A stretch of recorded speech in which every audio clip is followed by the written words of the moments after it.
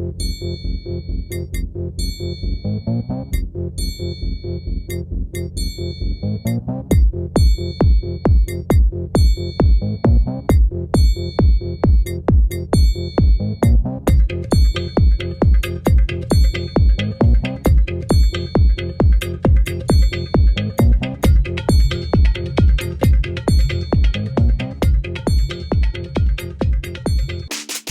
going to tell you about why I've been living in Germany for 22 years.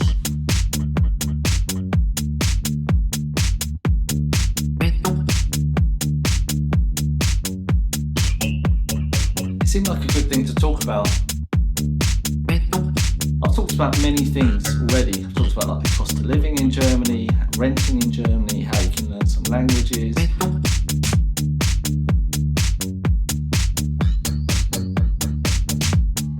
This video is about why I live in Germany, why I've lived here for 22 years, and why I'll live here probably for another 22 years.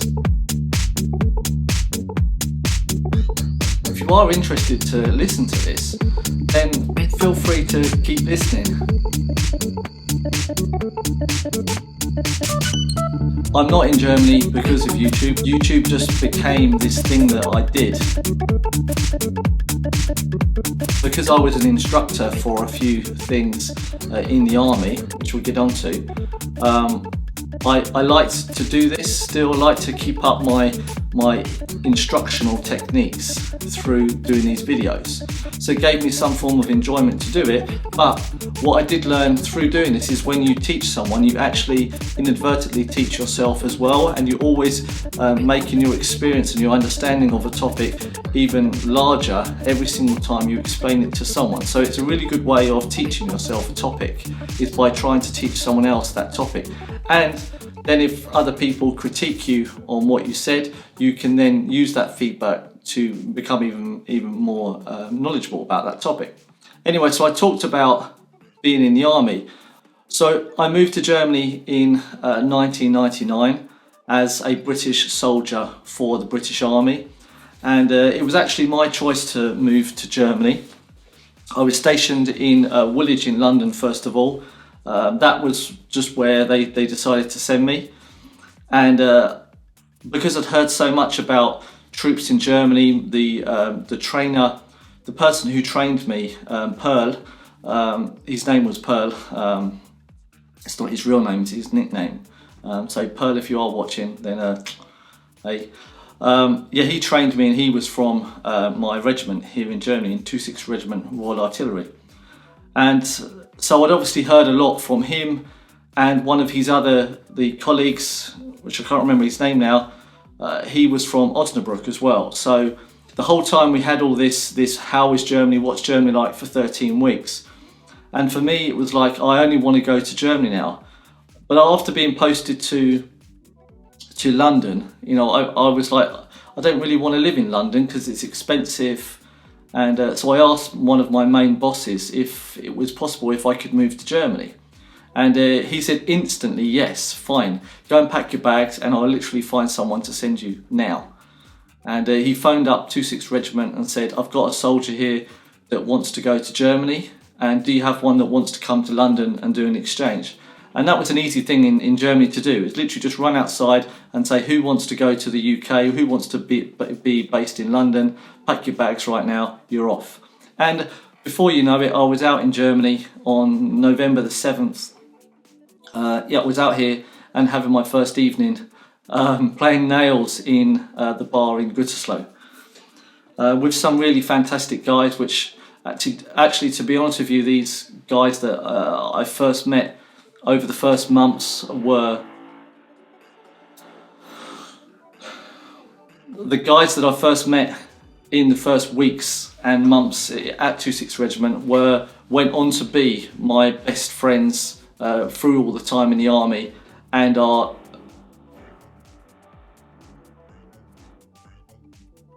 if anything, they are the people that I would stay in contact with now if I wanted to contact anyone. After travelling around and doing a few operational tours in Iraq and also in Cyprus and Kosovo, in Pristina, It was too much for me, and I decided that it was time to stop my time in the army short, because I couldn't handle it anymore. I didn't want to continue to be in that world of what I think you can imagine, and especially with colleagues and friends and buddies all coming back from Afghanistan, telling me how the stories are out there. This was not something which was going to be healthy for me. The question which you're asking is, why did I stay in Germany? Well, that's because my son is now 15, coming up 16 years old, and he lives in Gütersloh, or Kreis Gütersloh, shall we say, still with his mum. And naturally, he is the ultimate main reason why I live here. So to go back to the UK for me was not something that really was realistic, because of all the times when I'd been on leave in the UK or been on courses, just going to the bar and it closing at 11 o'clock and having to go home, or like nightclubs at like 2 o'clock in the morning, and you know, it's just this like restriction of life. In Germany, you just have this freedom of literally going out and staying out when you want and going partying, and no one being like super drunk on the street and stuff, apart from the occasional ex-forces guy.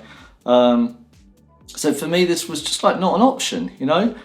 And I'd lived in Germany like a third of my life. When I was 30, when I was like, it's time to leave the army, I was like, this is a third of my life I've spent in Germany, and I didn't really know how else life is as an adult apart from here in Germany. Also, having a German son is naturally going to stop you from going anywhere, and if you've separated from your wife at the time, then you know there's none of this shall we move together. It just doesn't exist anymore. So staying in Germany was also really, for me, was the only thing that I could do. It wasn't like imprisonment, because I did have the option to go, but on an emotional level, I had to stay because of my son, which I don't regret, because I would make that decision every single time. Living in Germany was going to be super difficult with regards to finding a job. You know, what qualifications did I have? None.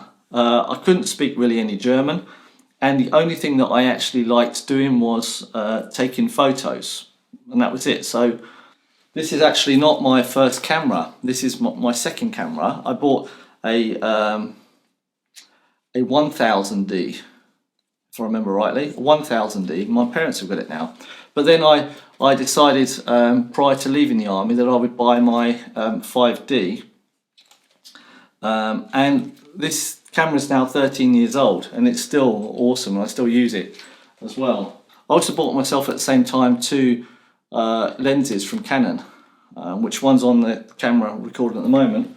So I started a photography business with literally like no knowledge of German, and in the local area where I lived, and it just worked. You know, it didn't bring in like this huge amount of money, but from day one it just worked. And over the weeks and coming months, the business got even further, and I did more like portraits for people, I did more like couple shoots, and I had other companies asking me to do photography for them, and I did a couple of specialist shoots for a couple of specialists.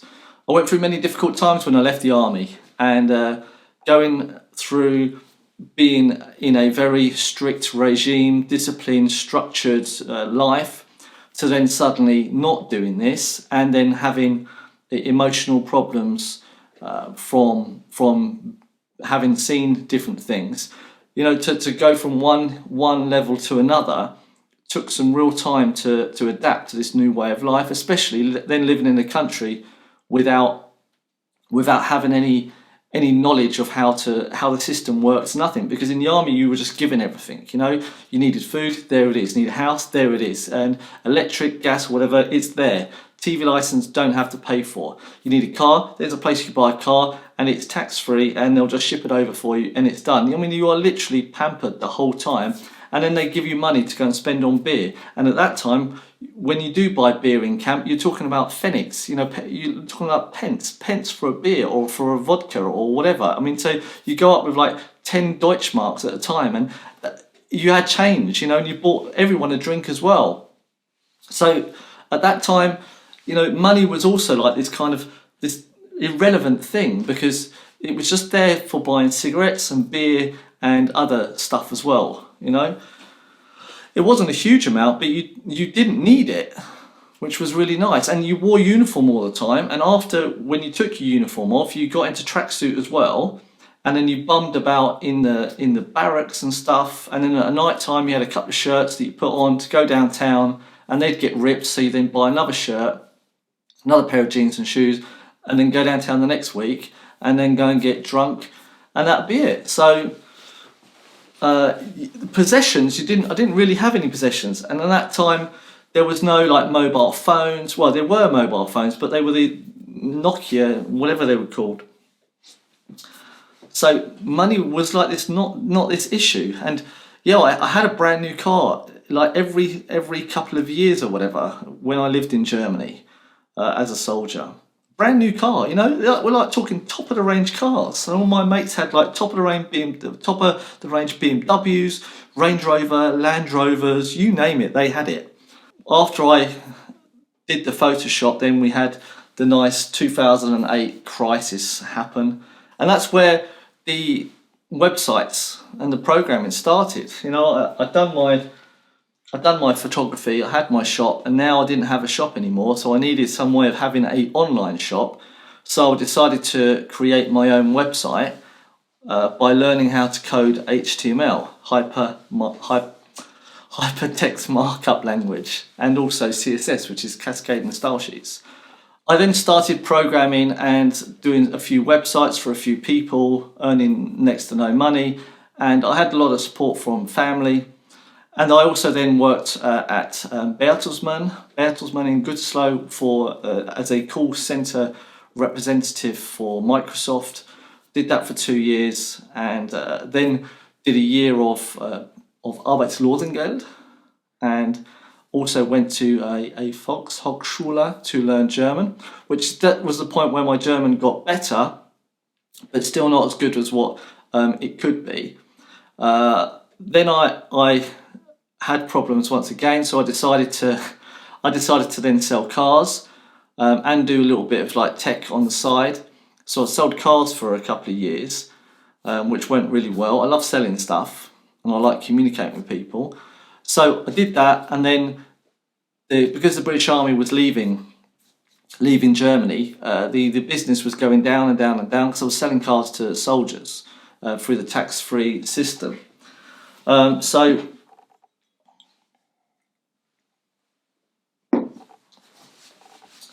I then later kind of decided that I wanted to move to Dortmund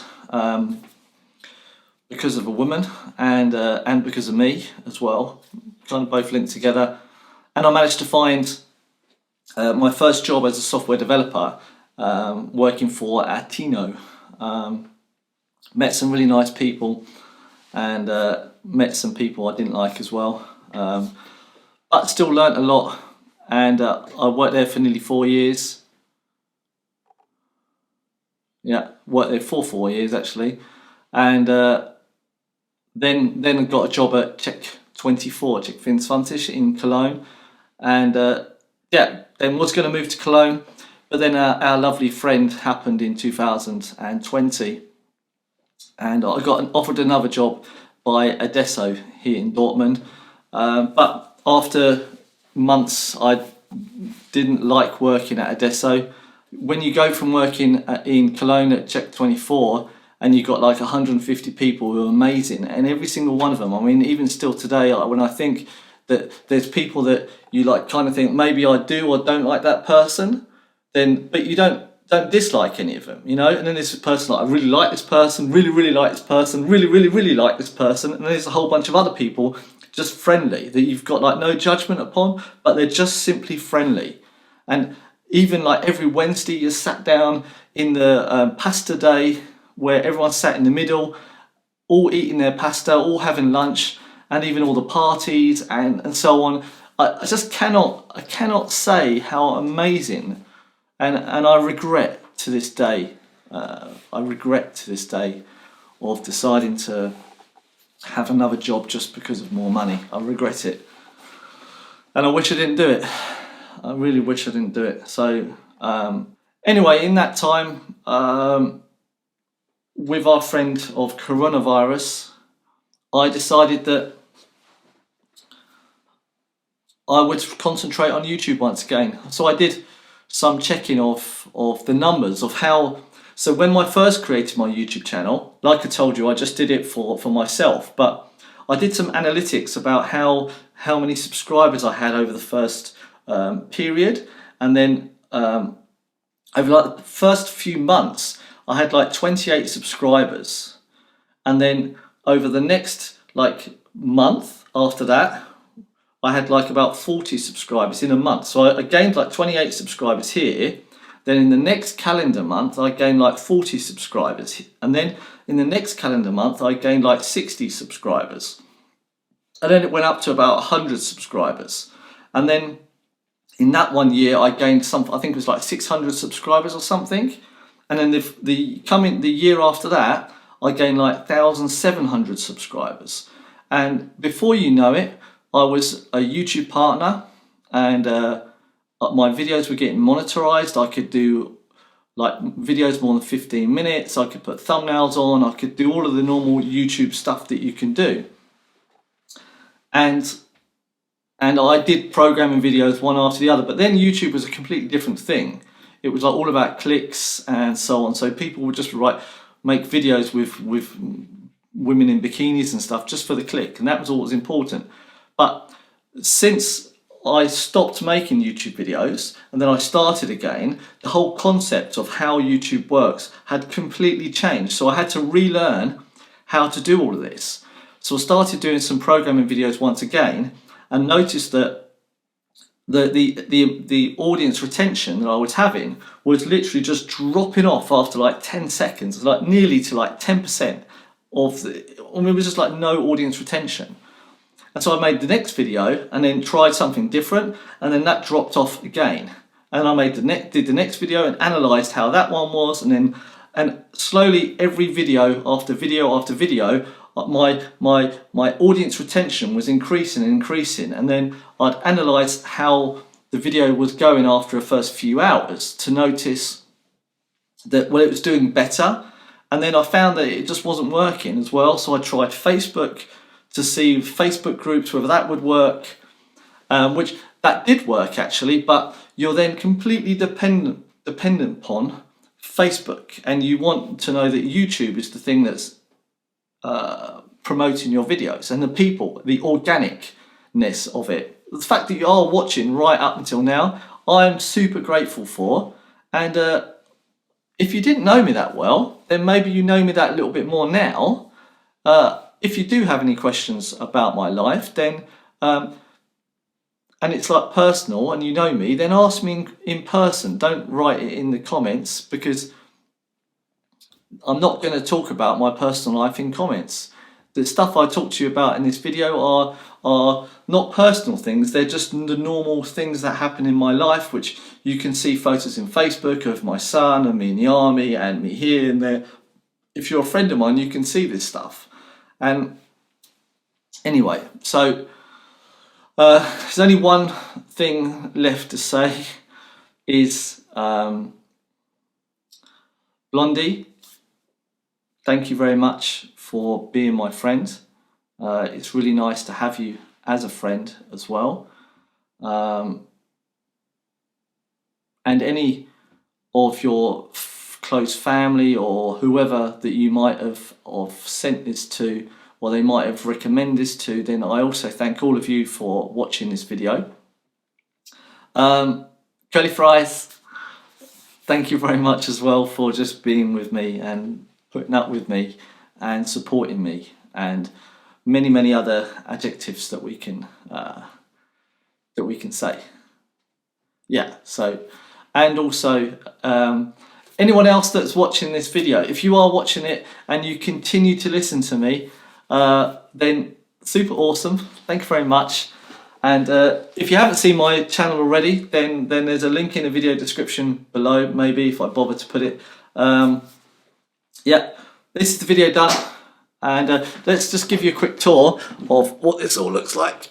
All right, so what we got here is we got with my laptop and the monitor.